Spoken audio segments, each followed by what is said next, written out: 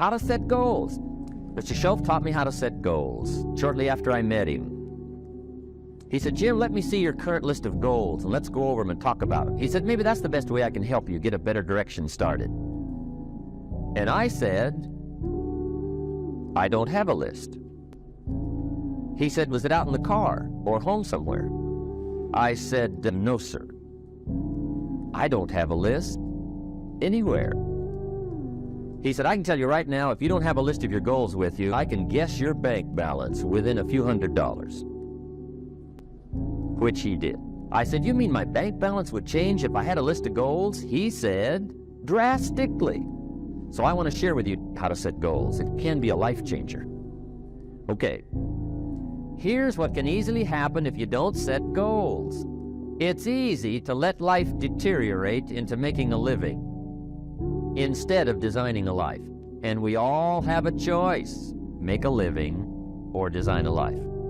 But the best advice I can give you on how to break out of that trap is to learn how to set goals. Mr. Shelf put it to me this way.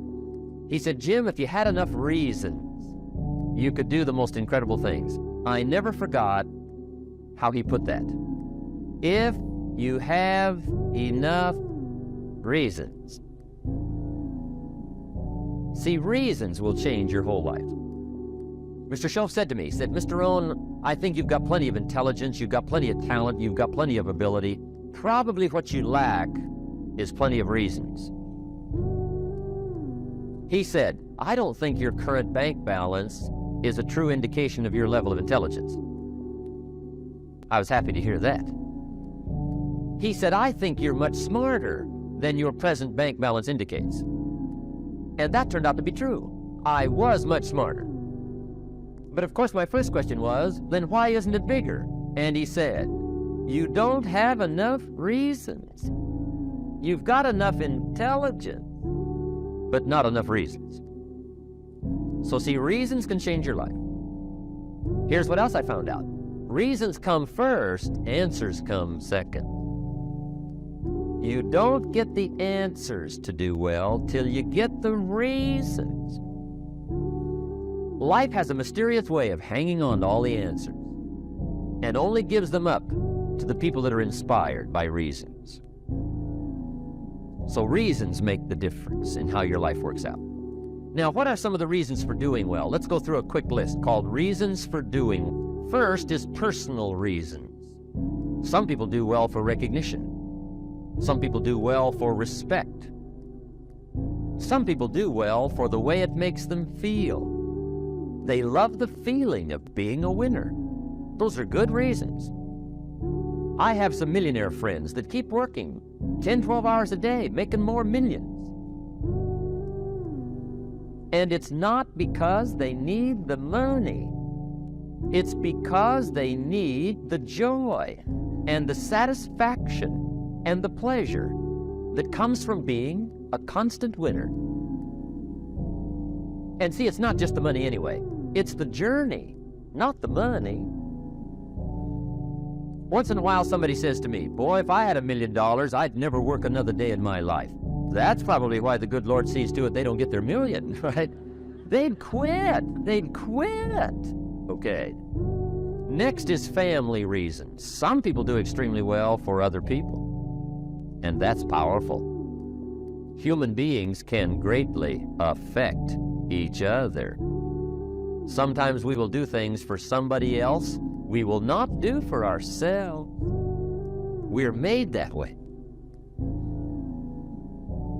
I met a man one time who said, Mr. Rohn, to do all the things I want to do with my family around the world, he said, I got to have at least $250,000 a year. I thought, incredible. Could a guy's family affect him that much? And the answer is, of course.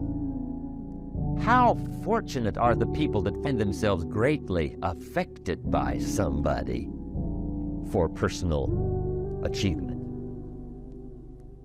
And we are affected. The writer of a recent song said, if not for you, the winter would hold no spring, couldn't hear a robin sing. I just wouldn't have a clue. if not for you. So we can be affected. That might be one of the most stimulating reasons to do well, finding somebody. When Andrew Carnegie died, the wee little Scotsman that built the big steel industry, when he died, they opened up his desk. And in one of the desk drawers, they found a slip of paper. On that piece of paper, Mr. Carnegie had written his goal for his life. And he wrote it when he was in his 20s. And on that piece of paper, it said, I'm going to spend the first half of my life accumulating money. I'm going to spend the last half of my life giving it all away. What a goal. He got so inspired by that goal that the first half of his life, he accumulated $450 million. And the last half of his life, he gave it all away. Good question tonight. What's got you turned on? What's got you bombed out of sight to get up early and stay up late and hit it all day? Next question. What's got you turned off? When I found the answers to those two questions, my life exploded into change. I finally found out what had me turned off, and I got that cured. And then I got me a long enough list of reasons to turn me on. And once the lights went on for me, age 25, they've never gone out. I've fallen out of the sky a few times, but I've never lost that drive to make something unique out of my life. Now, there's another list of reasons called nitty-gritty. Hard little reasons.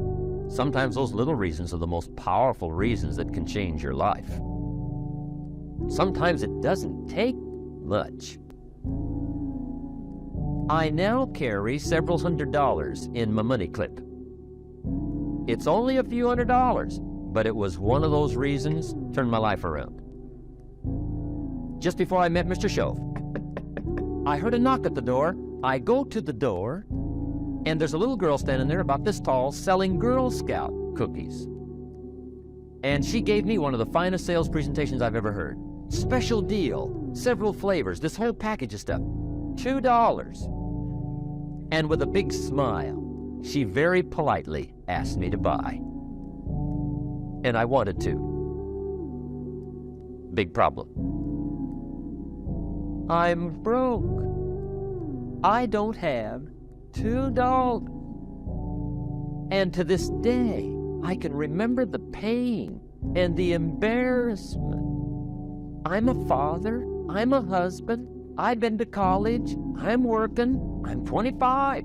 I don't have $2. And I didn't want to tell her that for some reason. So I did what I thought was next best. I lied. I said, hey, look, I've already bought lots of Girl Scout cookies. I've still got plenty stacked in the house, which was not really, but it seemed to get me off the hook for the moment. She said, gosh, that's wonderful. Thank you very much. And she went away. When she left, I closed the door, and that was the day I said to myself, I don't want to live like this anymore. I've had it with lying, and I've had it with being broke. I'm never going to let this happen to me ever again. I promised that day I would work as hard as possible and would always carry plenty. It took me a little while, but now I do. It was one of those reasons. And I guess I carry plenty for two reasons. One is the way it makes me feel, but also in case I bump into another Girl Scout selling cookies. I'm ready. It was just one of those reasons, helped to change my life. Let me get you started with a little simple formula Mr. Schoaf gave me, and maybe this will be helpful. First of all, I've divided goals into two parts. First is long range. Long range goals, your dreams for the next 3, 5, 10, 20, 30, 40 years, actually the rest of your life. Your dreams. You've got to keep dreaming. That's your dreams. You've got to dream dreams. There's a Bible phrase that says, without dreams and visions, people perish. You've got to have something to go for that inspires the heart and the soul. Dreams. from the children of Sanchez, it says, take the crumbs from starving soldiers, they will die. Take the bread from hungry children, they will cry. But without dreams, we all will die. You've got to dream. Don't lose your dream. For yourself, for your future, for your family, the dreams of love and enterprise, travel and doing things, becoming something unique on your journey here. Don't lose your dream. Do some dreaming. That's a long-range goal. You've got to have those. So that's number one. Here's the second part of goals, short range. Short-range goals. That's your goals for tomorrow, this week, this month, this year, the immediate future. We call these confidence builders. Because if you set up something short-range, go for it, get it, latch onto it, work hard, accomplish it. That starts building your strong feelings to go for your dreams. Now, I've divided goals into 3 categories. Here they are. Number 1 is economic. That's your goals for money, income, business, profits, production. Economics. Make sure you've got your economics plan. Economics plays a major role in everybody's life. Economics is major, which means it ought to be meticulously well planned for tomorrow, this week, this month, this year, long range. What if you asked somebody tomorrow if you could see their meticulously well-planned list of economic goals? What would they probably say? They say, you some kind of a nut? You must be weird. Now here's the second category of goals, things. Make a list of the things you want. And on my list of things, now I put everything. Little things as well as major things. Doesn't matter how small it is, it goes on my list. I used to just put major things, cars, homes. I don't do that anymore. I now load my list with everything. Everything. And the reason is, part of the fun of having a list is checking it off. That's it. Boy, at the end of the day, if you can go, got it, whatever it is, right? You get into the habit. So load up your list, the things you want. Now, when you check off something major, celebrate. That's an important point to make. Celebrate your achievements. Live it up. Have a party. When you reach something, you've worked for a while. See, we all grow from 2 experiences. One is called the pain of losing. The other one is called the joy of winning. We need both of them. Amplify them as much as you can, which also means make losing painful. If you set up something, fooled around, didn't get it, put it on yourself. On the other side, they got no clue. Guy's just going through the day with his fingers crossed. There's a better way. Okay, here's the third category of goals, personal development. Put those goals together, personal development goals. That's your goals to be stronger, more decisive, be a speaker, be a leader, learn a language, all kinds of skills. Okay, economics, things, personal development. For tomorrow, this week, this month, this year, long range. Okay, that'll get you started. Now here's the simple formula for setting goals. It goes like this. A, work on your goals. That's step 1. Work on them.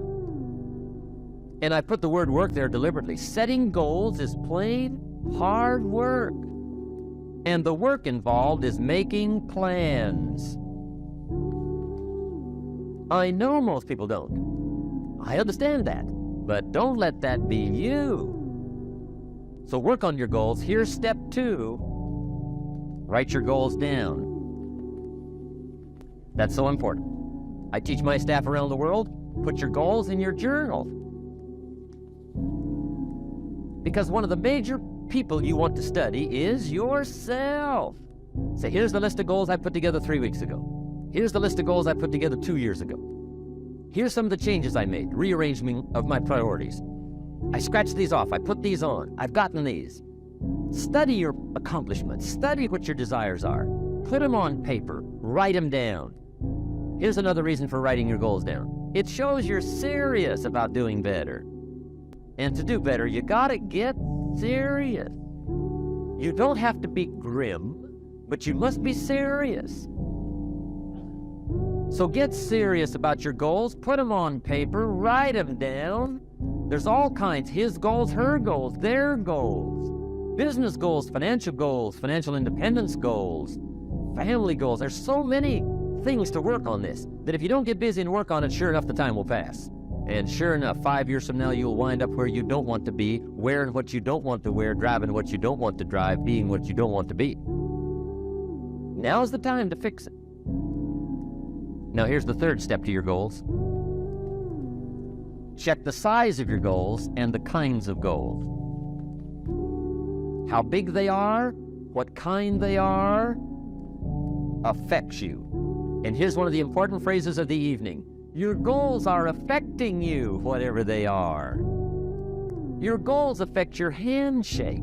Your goals affect your attitude, personality. Your goals affect the way you walk, the way you talk, the way you dress. All day long, we're being affected by our goals.